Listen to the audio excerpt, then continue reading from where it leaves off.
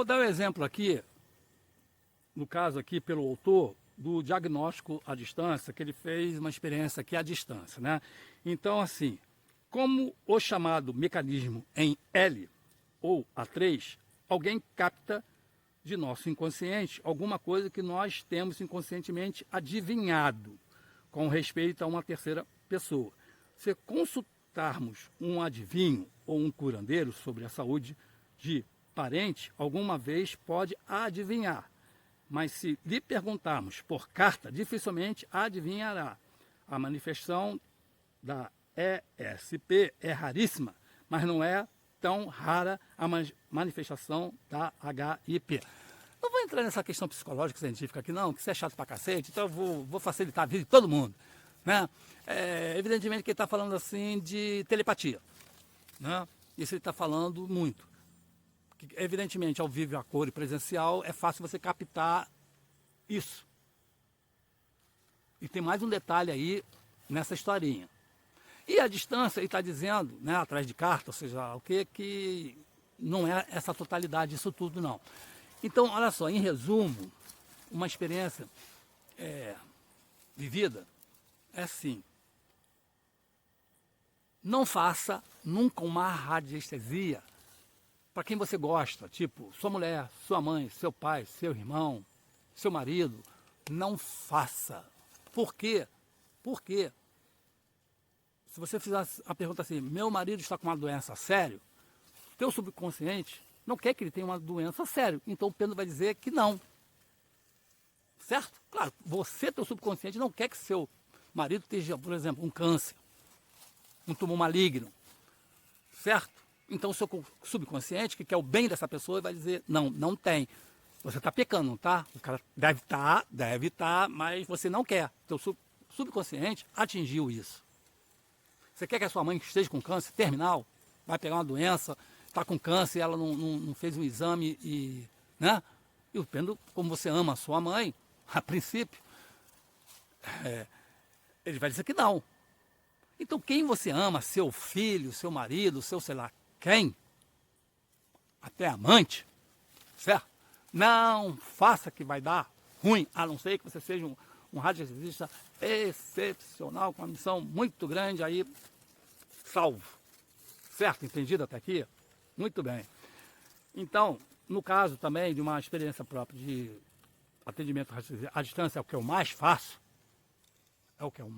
Está tendo muito pessoal do Brasil, em outros estados, tá? Porque, claro, né, quem está do meu lado aqui, ele vem até mim, né? É certo. Dá tudo certo, graças a Deus, pelo meu propósito de ajudar as pessoas.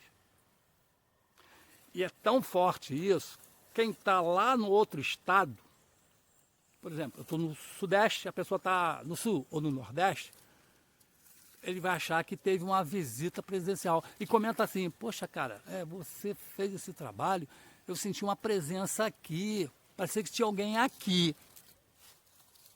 Certo? Eu não falo nada para a pessoa não ficar, né, com um troço na cabeça.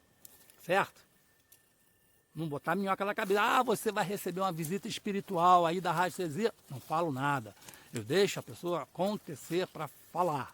E elas falam isso. Então, eu estou legal. Para mim, tá bom. Mas é complicado fazer um troço de distância. Porque você, na radiestesia, você precisa de coisa chamada que é testemunho. E o que é testemunho para você fazer um trabalho à distância? Você tem que ter uma foto da pessoa. Você tem que ter um objeto direto com a energia dessa pessoa, que pode ser um brinco, um colar, um relógio, para você captar essa parte energética da pessoa. Pô, você só com uma foto, você tem que ser muito bom e o seu propósito tem que ser excelente, até mais de excelente. Tem que ser uma missão de vida. Concorda comigo? Então a gente tem que ficar alerta, é uma crítica construtiva, importante isso. E eu estou aqui analisando isso e já adiantando para vocês. Espero que vocês estejam alcançando. Agora, é claro que opinião é opinião, crítica é crítica e cada um tira as suas conclusões. Eu estou aqui para esclarecer. Agora, opinião é pessoal, né? Muito bem. Continuando aqui. Se, continua o autor, adivinhassem, arruinar-se-iam.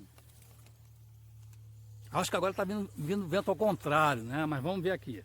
Consideramos importantes estas distinções entre adivinhação sensorial e extrasensorial. Os parapsicólogos da escola norte-americana, de grande influxo nos parapsicólogos de todo o mundo, confundem frequentemente qualquer adivinhação sensorial como extrasensorial. Tratando-se de percepção extrasensorial, nunca seria preciso visitar curandeiros ou adivinhos em geral que igualmente poderiam diagnosticar à distância.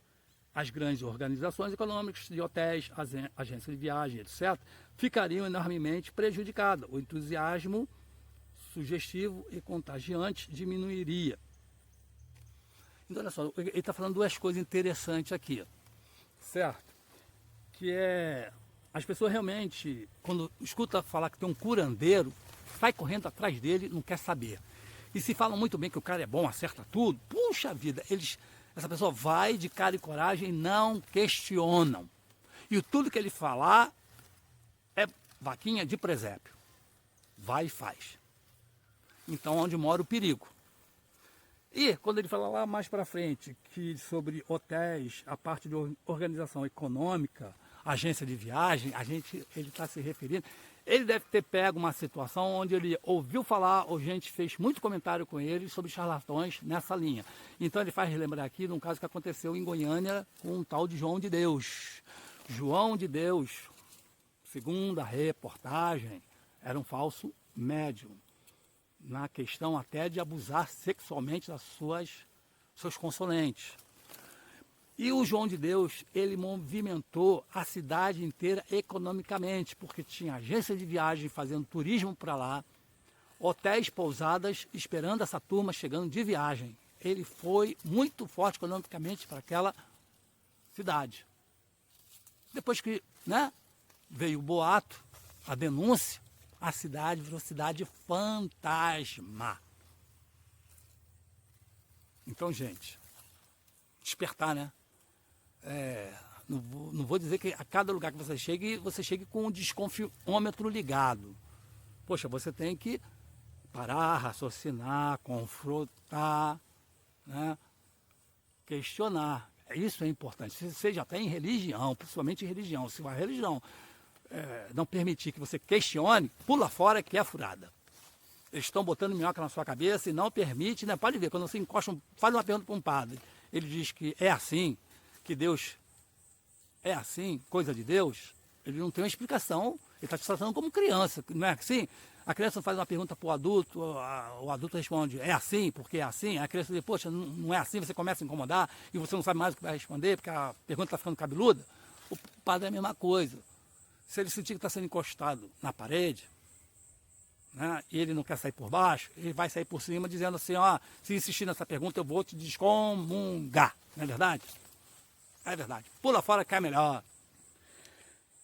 Continuando aqui, né? Em resumo, segundo eles, podemos dizer, é possível adivinhar parapsicologicamente.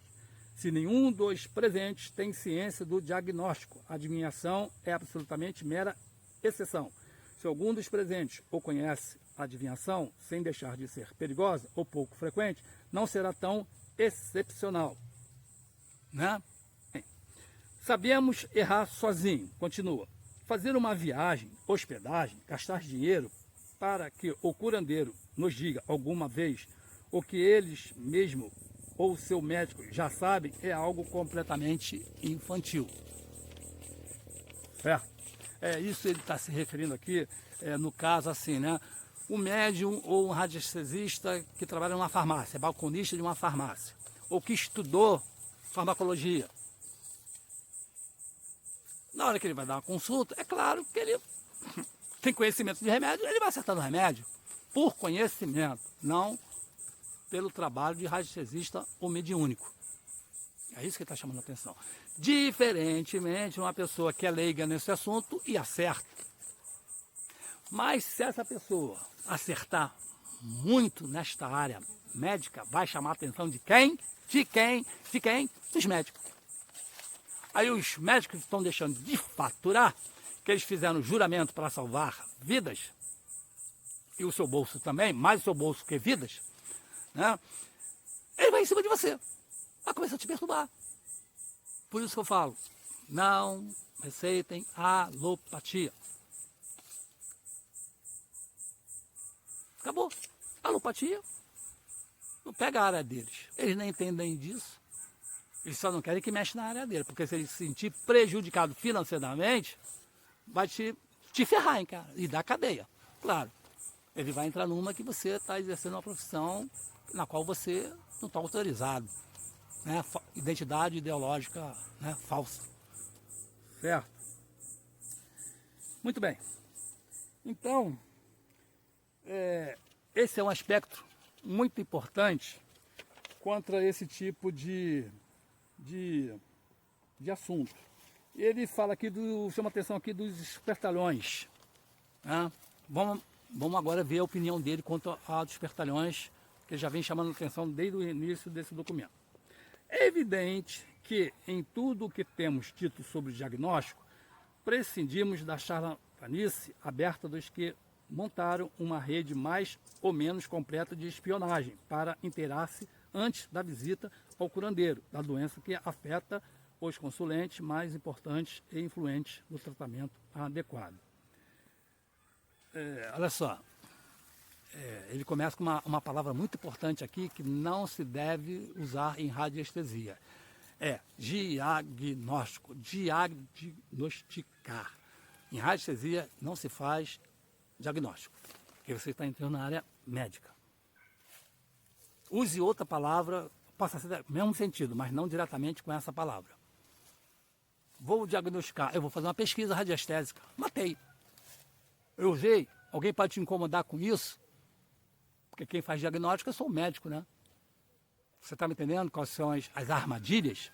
Tome cuidado com o que escreve, tome cuidado principalmente com o que fala e com o que faz. Né? E no caso aqui, que ele referiu aqui a questão da espionagem, né? Às vezes, quando a pessoa vai se consultar com médico, com curandeiro, com radiestesista, previamente o cara já sabe que vai haver uma consulta, né? Às vezes a pessoa está pelo telefone, marcando, agendando, o cara já pede uma prévia do problema. E charlatão, se ele for, ele vai fazer o quê? Já vai antecipadamente se proteger e se informar quanto àquilo para não errar. Temos isso, temos isso sim, certo?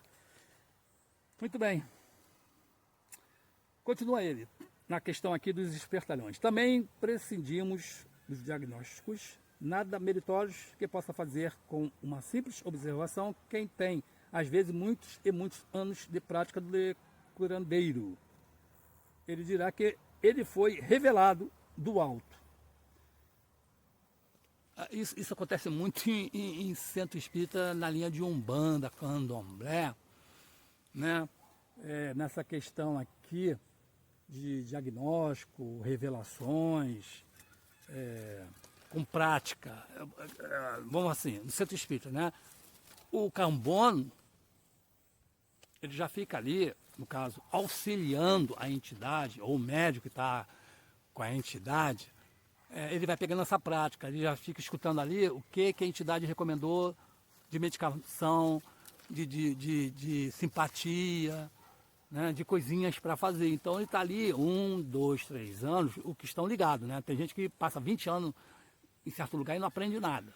Mas quem está ali ligado vai aprendendo, chega até um ponto que ele pode amanhã fingir que está com uma entidade e já sabe de todos os problemas que são os mesmos. São 3 problemas que existem na vida do ser humano. Quais são? Doença, problema financeiro e amor. Não é verdade? Então os caras estão 1, 2, 3 anos, as respostas e o que tem que fazer e pronto. E diz que está uma entidade aí. O resto existe a mesma coisa. Né? Se ele não quiser sofrer a crítica, ele tem que tomar cuidado com isso. Né? Porque são essas 3 coisas que geralmente as pessoas veem. Né? A quarta seria problema de feitiço. A quarta seria problema de feitiço. Né? O cara está com, né, o problema dele, O feitiço pega todas essas outras coisas, que é problema de amor no feitiço, problema financeiro no feitiço e problema de saúde no feitiço. Que esse rastreirista tem que ser muito, muito bem preparado para lidar com isso. Porque quando der feitiço, o problema a queixa do cliente, e o pêndulo diz que o efeito é feitiço, um trabalho feito negativamente, então esse radiestesista tem que ter conhecimento espiritual para lidar com isso. Ele nunca, eu não aconselho, nunca ele mexa com isso, principalmente se ele não tiver experiência e proteção, porque vai se dar mal, e muito mal, não é verdade? Então, é importante, eu falo para todo mundo, estude muito, pratique muito, porque você não sabe que tipo de cliente vai aparecer. Né? Você pode pegar o cliente com vários tipos de problemas corriqueiros, como esse que eu falei, como pode pegar um problema diferente. E não é isso não, né? O pior é se você pegar um cliente sabidão. Ele está te testando, e aí? E aí? Tem outro segredo aqui para revelar também para você. É sabido que se você pegou um cliente, que tem cliente que ele chama atenção, né? Ele já sabe, está aparecendo para você que ele é sabichão, ele domina uma arte esotérica, aí ele vai te testar ou ele vai querer saber como você trabalha, certo? E é assim, né? No caso, para você ser mais esperto do que ele, ou na dúvida, ficou na dúvida, o pêndulo trabalha convencionalmente, rodando para a direita sim e para a esquerda não, correto? Mude esse convencional aí. Mude. Você está na dúvida sobre o seu cliente, qual é a dele? Mude essa convenção aí, quando ele chegar e olhar, ué, o pêndulo não está rodando convencional? O que ele está usando ali? Já me pegou. Isso aconteceu comigo. Né? Uma graciosa que se dizia ter grande conhecimento, né? E começou a fazer umas perguntas cabeludas. E depois, né, ela chegou no final da consulta, já meio quebrada, e disse assim, poxa, não entendi por que você não usou o pêndulo convencionalmente. Girando para a direita, sim, para a esquerda, não. Eu falei, você não sabe? Eu pensei que você soubesse, mas eu não vou te dizer não. Certo? Minha filha, a gente tem que ter as nossas armas mesmo. Né? Agora, aqui está o negócio. Será que ela vai mais acreditar em você, no seu método que você criou? Né? Por quê? Aquele método convencional. Porque o método convencional, quem tiver a fim de te derrubar, quem tiver uma força de pensamento muito forte, direto ou indiretamente, pode interferir no pêndulo. Se o cara tem conhecimento, ele sabe que o pêndulo trabalha com energias, né, do subconsciente.